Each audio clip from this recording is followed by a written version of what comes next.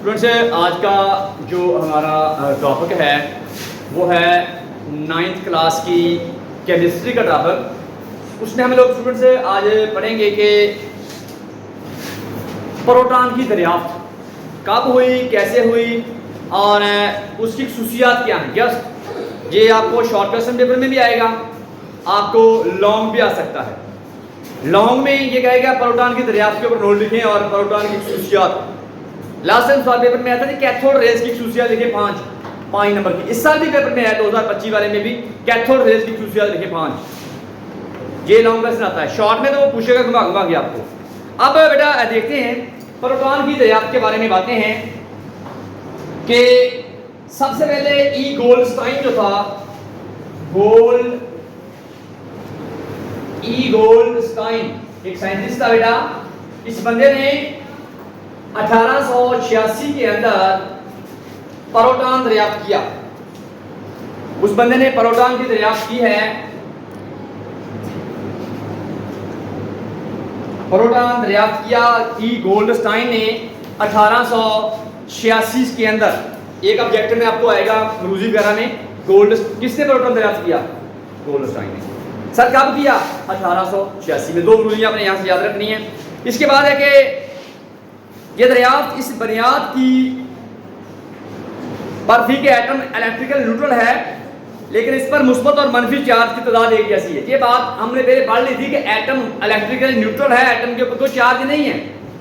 Atom हाँ ion के ऊपर चार्ज होता है, लेकिन एटम इलेक्ट्रिकली न्यूट्रल है।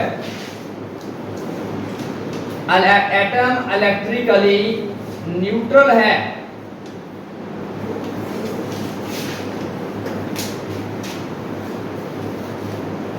और गोल्डस्टाइन ने एक डिस्चार्ज ट्यूब से तजर्बात की है, जिसमें एक मसामदार कैथोड इस गर्ज से इस्तेमाल किया गया कि पॉजिटिव ज़रात के खवास का मुतालिया इनको मनफी ज़रात से अलग करने के लिए किया जाता है।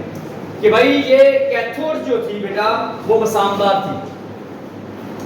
आपने लास्ट टाइम जो इलेक्ट्रॉन की दरियाफ्त पढ़ी थी उसमें यह था कि कैथोड से शुआएं निकलती थी और जाके वो डिस्चार्ज ट्यूब के ऊपर लगती थी, दीवार के ऊपर रोशनी पैदा होती थी। दरमियान में कोई शुआओं की अगर कोई गैस फॉर्म चीज आ जाए तो साया पड़ता था, उनका टेम्परेचर बढ़ जाता था। इस तरह की चीजें आपने E/m वैल्यू या ये चीजें आपने पढ़ी थी।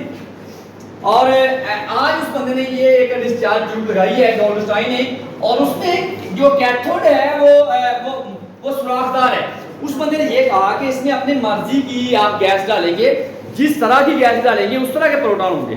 ये नहीं है कि जिस तरह की मर्जी गैस डालें, जौन सी मर्जी गैस डालें आप लोग तो वो एक ही तरह के प्रोटॉन आएंगे, एक ही तरह के मुस्बत ज़रात वाले पार्टिकल आएंगे। नहीं, एक बात याद रखिएगा कि मुस्बत पार्टिकल जो हैं जो बनते हैं प्रोटॉन हैं वो गैस पर मुनहसर होते हैं कि किस तरह की आपने गैस डालनी है उस तरह के ही आपके ये प्रोटॉन आने हैं। कि इलेक्ट्रॉन जो है ना वो गैस पर मुनहसर नहीं होते। मामला ये है कि आपने इसमें गैस भर दी है और गैस के ऊपर जो अपने कैथोड रेज हैं, जो इलेक्ट्रॉन हैं, उनकी बम्बारमेंट हुई है। ये मेरी जो है ना ये कैथोड रेज जो जा रही थी उसमें गैस भरी हुई है। गैस के ऊपर ये गैस है, गैस के पार्टिकल के ऊपर, गैस के एटम के ऊपर ये कैथोड रे टकराई है और गैस के वैलेंस शेल से इलेक्ट्रॉन निकाल दिया। ये मुस्बत चार्ज वाले पार्टिकल ये बन चुके हैं। ये बेटा ये कैथोड इसके मुखालिफ सिमत में चलेंगे। अगर कैथोड इस सिमत में जा रही हैं तो ये जो हमारी ये प्रोटॉन हैं या किनार रेज हैं इनको कहने हैं आप लोग, ये बेटा कैथोड के उल्ट होती हैं, ये इस सिमत में चल रही होती हैं। मुसामदार इसलिए हमने यूज किया कैथोड कि इन मुसामों के अंदर से गुजरकर ये कैथोड ये हमारी किनार रेज या प्रोटॉन जो भी है पॉजिटिव चार्ज वाले ज़रात हैं, ये सामने दीवार पर जाके टकराएं और रोशनी पैदा करें। इनके दरमियान में भी कोई चीज़ आ जाएगी, गैस फॉर्म चीज़ आ जाएगी, उसका साया बनेगा, उसका टेम्परेचर बढ़ जाएगा, दीवार पे टकराएंगे तो उसकी रोशनी पैदा होगी। ये इसकी खसूसियात पे बात आगे जाके आएगी।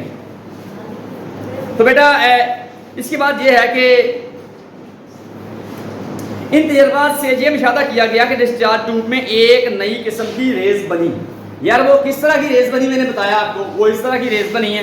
जौन सी गैस डालेंगे उसके मुतल्लिक ही एक हमारी जो प्रोटॉन बनेंगे।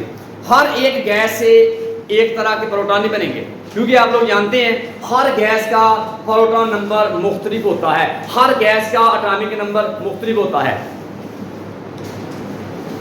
इसके बाद बेटा ये है कि जिन रेस ने एनोड से कैथोड की तरफ हरकत की, गोल्डस्टाइन ने इन रेस को एनोड रेस, केनाल रेस का नाम दिया। सर वो रेस जो एनोड से कैथोड की तरफ गई हैं, उनके उस बंदे ने कहा है केनाल रेस क्या दिया इनको, एनोड रेस क्या दिया या प्रोटॉन क्या दिया। ये इसकी खुसूसियात है। एनोड रेस के खवास मालूम करने के लिए इस बात का पता चलाया गया कि इनके खवास का इन्हिसार डिस्चार्ज ट्यूब में मौजूद गैस पर है। सारे एनोड रेस या केनाल रेस कह रहे हैं या प्रोटॉन का की खुसूसियात का इन्हिसार डिस्चार्ज ट्यूब में मौजूद गैस पर है। डिस्चार्ज ट्यूब में मौजूद गैस पर है। जिस तरह की आपने गैस बेटा इस्तेमाल करनी है उस तरह के ही वो केनाल रेस या प्रोटॉन पैदा होंगे। हल्की गैस इस्तेमाल करेंगे तो हल्के प्रोटॉन बनेंगे, भारी आप लोग इस्तेमाल करेंगे गैस तो भारी केनाल रेस या प्रोटॉन वगैरह बनेंगे। ये डिस्चार्ज ट्यूब में मौजूद गैस की माहियत पर मुनहसर होती है ये केनाल रेस। हकीकत में गोल्डस्टाइन ने गैस से बनने वाले पॉजिटिव आयन का मुशाहदा किया। ये पॉजिटिव आयन जो मैंने आपको बना के दिखाया है इस तरह इनका मुशाहदा किया। अगर डिस्चार्ज ट्यूब में हाइड्रोजन गैस ली जाए तो बनने वाले पॉजिटिव आयन्स हाइड्रोजन आयन होते हैं। इस वक्त गोल्डस्टाइन इन मुस्बत आयन्स की अहमियत से बिल्कुल नावाकिफ था। जो ये मुस्बत चार्ज बन रहे थे, मसलन हाइड्रोजन है, इसके ऊपर बेटा एक इलेक्ट्रॉन लगा है तो ये हाइड्रोजन बेटा ऐसे आ जाएगा। ये तो मेरे इलेक्ट्रॉन निकल रहे हैं ना, ये है प्रोटॉन, ये है केनाल रेस, ये है जी एनोड रेस। तो बेटा जी उस वक्त इतना वाकिफ नहीं था इन खुसूसियात के बारे में जो ये आप बना रहे थे, जो गोल्डस्टाइन उस वक्त जिसके ऊपर बात कर रहा था। इसके बाद है कि 1917 में रदरफोर्ड ने ऐसे तजर्बात किए जिनसे ये बात साबित हुई कि दरअसल हाइड्रोजन के मुस्बत आयन्स ही दूसरी गैसों के न्यूक्लियस में मौजूद होते हैं। ये बात में रदरफोर्ड ने कहा है कि यार आप कह रहे हैं ना हाइड्रोजन आयन कह रहे हैं, तो हाइड्रोजन आयन जो है वही जो है वो आपके प्रोटॉन होते हैं, वो दूसरी गैसेस जितनी भी हैं उनके वो न्यूक्लियस में पाए जाते हैं, वो उनका प्रोटॉन होता है।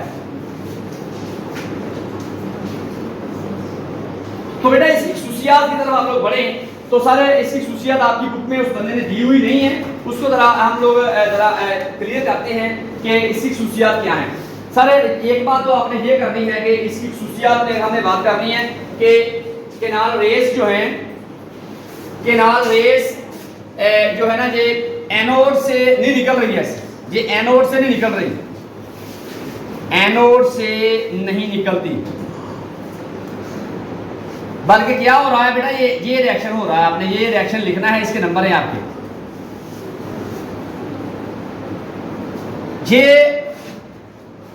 डिस्चार्ज ट्यूब में गैस से बनते हैं, ये मैंने लफ्ज लिखा हुआ है। प्रोटॉन की खुसूसियात के अनुसार डिस्चार्ज ट्यूब में मौजूद गैस पर है।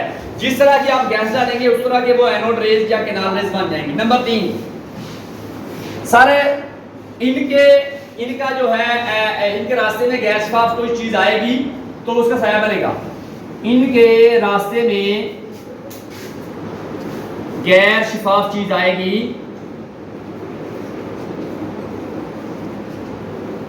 तो साया बनेगा, एक मामला। अगली बात यह है कि सारे इनका साया बनेगा और साये के बाद अगर इनके रास्ते में कोई गैस शफाफ चीज आ जाएगी उसका टेंपरेचर भी बढ़ जाएगा।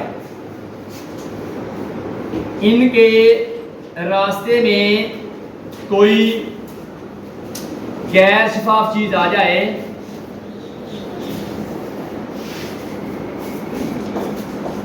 तो उसका टेंपरेचर बढ़ जाएगा।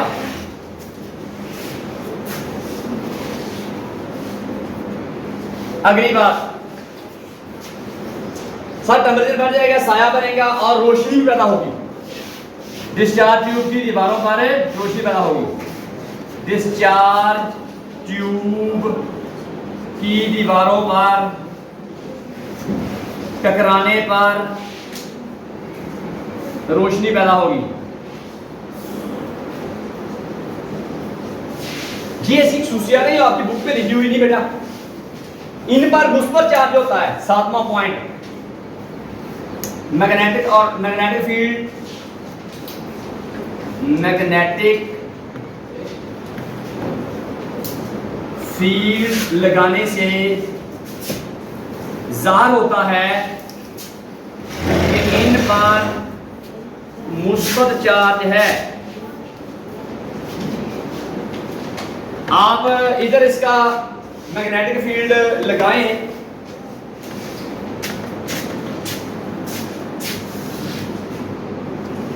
तो बेटा मैग्नेटिक फील्ड जब आप लगाएंगे इधर, मसलन आप लोग कहेंगे सर मैं मैग्नेटिक फील्ड अप्लाई करता हूं, ये इधर मैग्नेटिक फील्ड में लगाता हूं, तो आप देखेंगे कि ये शुआएं जो आप कह रहे हैं ना इस तरह गुजर रही हैं, तो ये आहिस्ता आहिस्ता आहिस्ता आहिस्ता, ये आपका अगर मंफी कुतुब है, ये आपका मुस्बत कुतुब है मैग्नेटिक फील्ड का, ये शुआएं आहिस्ता आहिस्ता इधर को जाएंगी।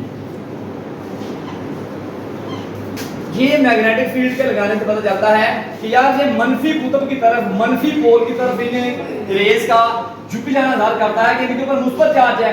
मुस्बत चार्ज और मनफी चार्ज एक दूसरे को अट्रैक्ट करते हैं, लिहाजा इनके ऊपर चार्ज कौन सा है, वो बेटा प्लस है। अब दोबारा सुन लीजिएगा, डिस्चार्ज ट्यूब के अंदर गोल्डस्टाइन ने 1886 के अंदर प्रोटॉन दरियाफ्त किया, और इसकी दरियाफ्त के दौरान उस बंदे ने कहा कि यार इनका नाम आप केनाल रेज रख लें, इनका नाम आप एनोड रेज रख लें, इनका नाम आप प्रोटॉन रख लें। सर इनको केनाल रेज क्यों कहते हैं, सवाल पेपर में आएगा आपको। केनाल रेज इसलिए कहते हैं कि ये सीधी गुजरती है, सीधी गुजरती है। ये नहीं है कि सर ये एनोड से निकल रही है, सॉरी टू से, एनोड से नहीं बेटा निकल रही, ये एनोड से बिल्कुल सामने सीधी गुजर रही होती हैं और कैथोड में से गुजरकर दीवार के ऊपर टकराती हैं, और यहाँ पे साया बनता है, रोशनी पैदा होती है, यहाँ पे रोशनी पैदा होगी।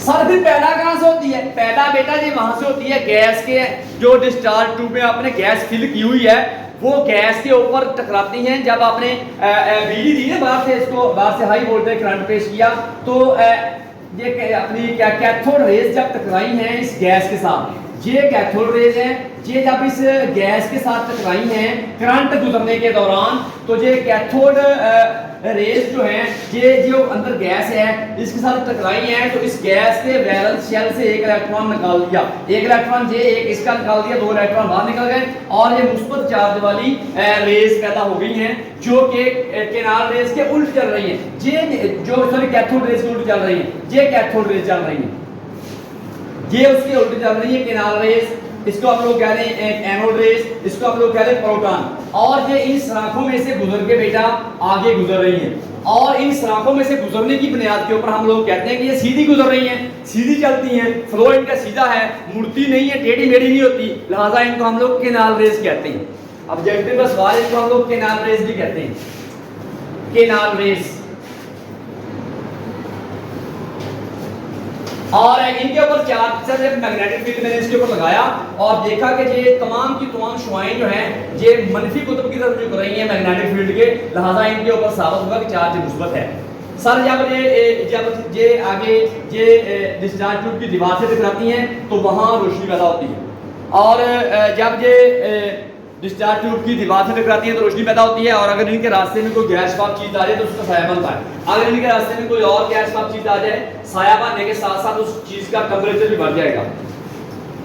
और ये आप इसकी एक और बात की ध्यान रखिएगा, हर एक गैस में से एक तरह की केनाल रेज पैदा नहीं होगी, हर एक गैस से मुख्तलिफ पैदा होगी, हर एक गैस से मुख्तलिफ तरह की प्रोटॉन्स ये पैदा होंगी, केनाल रेज पैदा होंगी, और ये मुनहसर होती है यूज होने वाली गैस के ऊपर कि किस तरह की आपने गैस इस्तेमाल करनी है, उस तरह की केनाल रेज पैदा बेटा होगी डिस्चार्ज ट्यूब के अंदर। तो ये थी बेटा आज की आपकी जो केनाल रेज की बात, किस बंदे ने दरियाफ्त किया, कब किया, इसकी खसूसियात क्या है, मुनहसर किस चीज़ के ऊपर होता है। बात याद रखिएगा, आपकी बुक के अंदर एक बात उस बंदे ने मिस की हुई है, ये नहीं बताया हुआ केनाल रेज क्या है। और हम जब चेक करते हैं तो हम लोग ये चीज़ देखते हैं कि बच्चे ने ये क्वेश्चन लिखी है, अगर ये क्वेश्चन लिखी है तो 50% से ज़्यादा हम लोग नहीं कर देते। दादा ये बातें आप लोगों ने अपने ज़हन में रखनी है, ये डायग्राम बनानी है, आप लोगों ने डायग्राम लेबल करनी है, बताना है कि कैथोड क्या है, एनोड क्या है, केनाल रेज का रास्ता क्या है, कैथोड रेज का सिमत क्या है, साइन के साथ आपने बताना है, ये आपने ये सुराखदार बनाना है। तो ये सारी बातें आपने अपने टॉपिक में पुट करनी है। तो मैं उम्मीद करता हूँ बेटा ये टॉपिक आपको बहुत अच्छी तरह समझ में आ गया होगा। मिलते हैं एक नई वीडियो के साथ, अपने प्यारों का ख्याल रखिएगा। पाकिस्तान जिंदाबाद।